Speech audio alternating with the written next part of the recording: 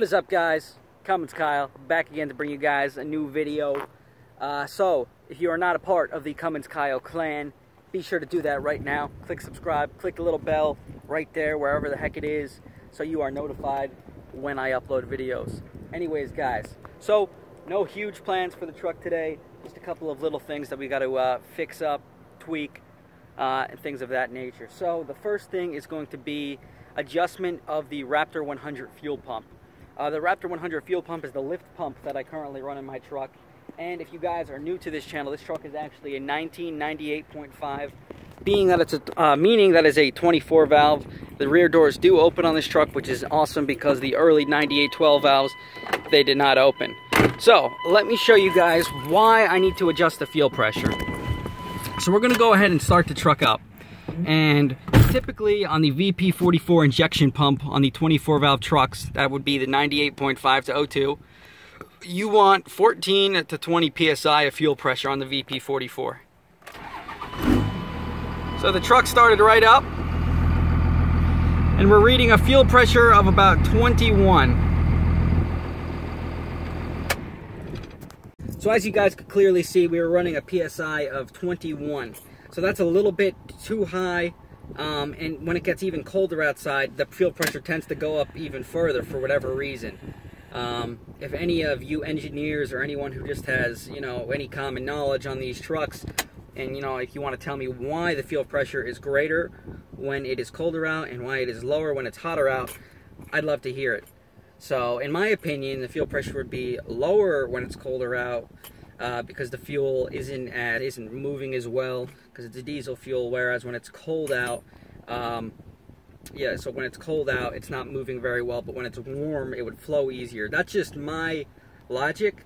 I guess I'm wrong, clearly, because when it's colder out, like I said 6 times already in this clip, my fuel pressure is really high. And usually this is never a problem, but yesterday I went to go start the truck when it was 32 out, and it started, it started right up, but instead of just a chick chick boom, like how a regular Cummins 24 valve starts, it was like chick chick chick chick, and it was like doing the hiccup noise, the and then it fired off.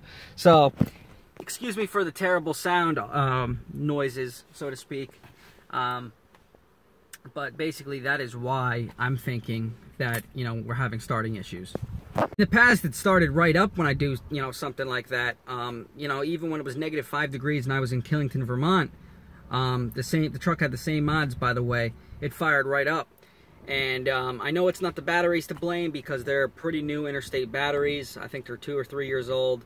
Interstates usually last for 5 years or so. I think they're actually warranted for 5 years. Could be wrong. Like I said, not a mechanic, just thinking out loud here. And yeah, so we're going to turn the fuel pressure down, and we are going to make sure that the ground on the intake elbow is secure. Douche flute. So before we jump into the AirDog lift pump and how I, turn down the fuel pressure, I wanted to mention that this ground right here off of the intake elbow, right here, below that is the grid heater. That's what allows, the Cummins engines to start very well in the winter. Now, we just painted these a couple of months ago during the summertime, and of course we're not going to have any type of cold starting issues in the summertime, due to cold, that is.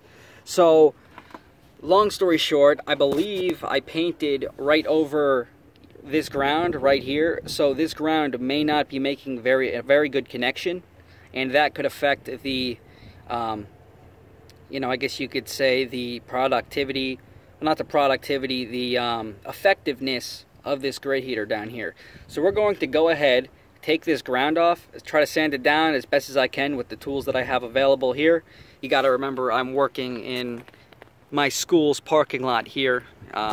Yep, Cummins Kyle, all alone, out here making a YouTube video.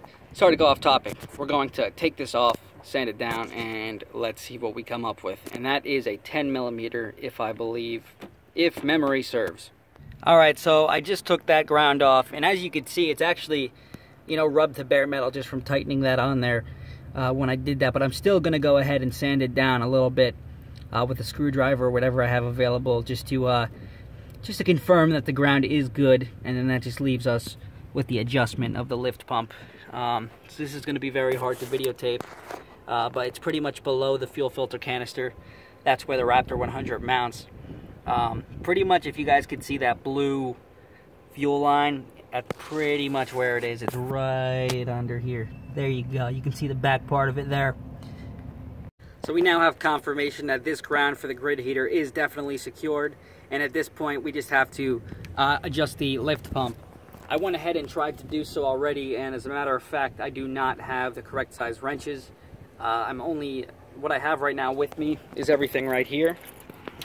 That's pretty much that's the extent of all of the tools that I have, plus a couple of electrical, components, things of that nature. Like, legitimately, I'm just turning my truck into a mobile shop. I have a 30-pack of Bush, you can't forget that, boys.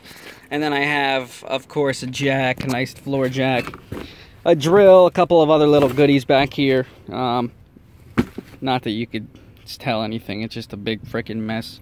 But at least we got the Bush. Can't forget about the Bush.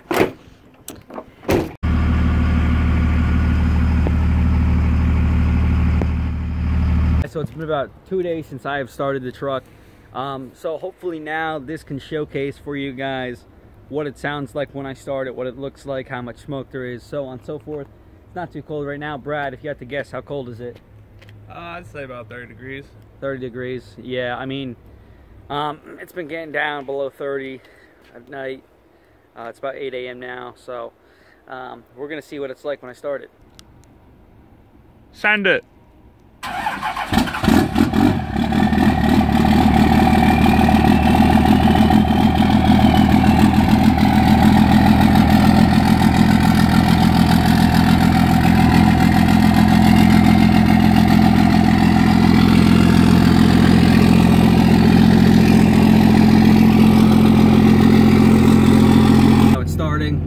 In the past, it started right up without any, stutter, none of that, whatever.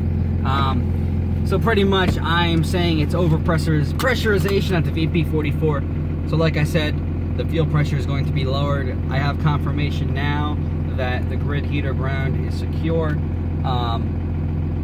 So that could mean the grid heater element itself is going bad, but we're going to see what happens after we adjust the fuel pressure. All right, so when we were at Napa though, we did pick up an adjustable wrench. They didn't, I didn't want to mess around and try to get a size wrench that I don't know, whether or not I needed. So I just went ahead and bought an adjustable wrench. I know it's not the best thing to do all the time, but do it. So let's get under the hood in the. So I just removed the lock nut that's on top of the fuel pump. I'm sorry I can't record it really, it's too hard. In the location that it's at, I'll end up dropping my phone on there. So anyway, you take that lock nut off, which I did so with a nice little crescent wrench here. And then after that's removed, I simply take a flathead and then I twist it counterclockwise. And then that lowers the pressure, whereas if I turn it clockwise, that raises the fuel pressure. So I'm going to raise it. I'm going to try to get it down to about 16 or 17. And then we're going to see what we're looking like here in a second. Hopefully you can see that right there, guys. That's the Raptor fuel pump. Now I just have to go here.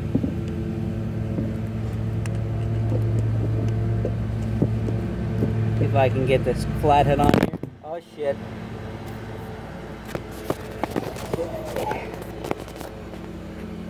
I gotta turn this counterclockwise.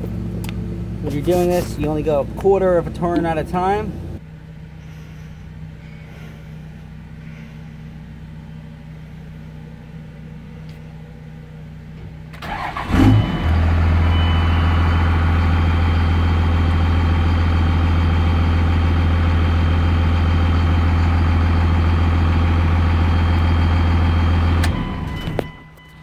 Alright, so it was just at 19, touching on 20, whereas it was just at 22. So I'm going to turn it another half turn.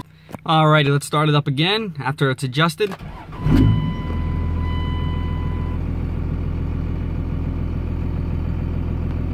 So we adjusted a little bit too much. We're sitting at 15. Alright, after the final adjustment, we're right at about 17. Right, bounce between 17 and 18.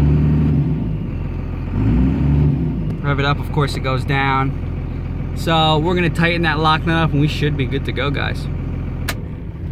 Alrighty guys, so yesterday we adjusted the fuel pressure, and now at this point the fuel pressure is adjusted and the grid heater is secured. We made sure the ground is clean and tight. The battery terminals are tight, and the batteries are relatively new, the last 2 years, and they are interstate batteries, as I've said. So at this point all we can do is start the truck, and hopefully it starts without a bunch of smoke, without hiccuping, stuff like that. It is 50 degrees out now, but it did sit overnight. It's been sitting for about 24 hours now, actually a little bit longer. So let's see how it does. Wait to start light is on.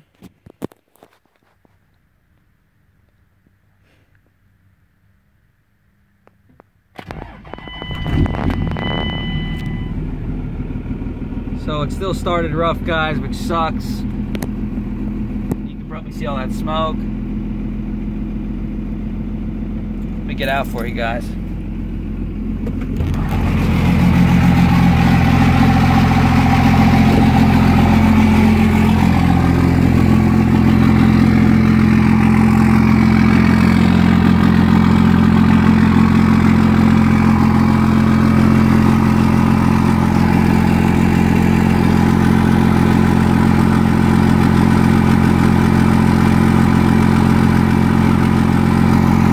So besides that, guys, that's all I have for you today.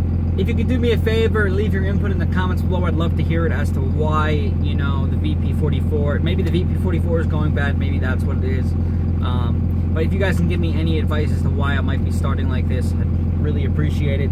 I've pretty much exhausted all of my knowledge to the situation. But besides that, guys, thank you very much. Cummins Kyle out. Thank you for watching. Like and subscribe for me. I said all of this 6 times in a row. Peace!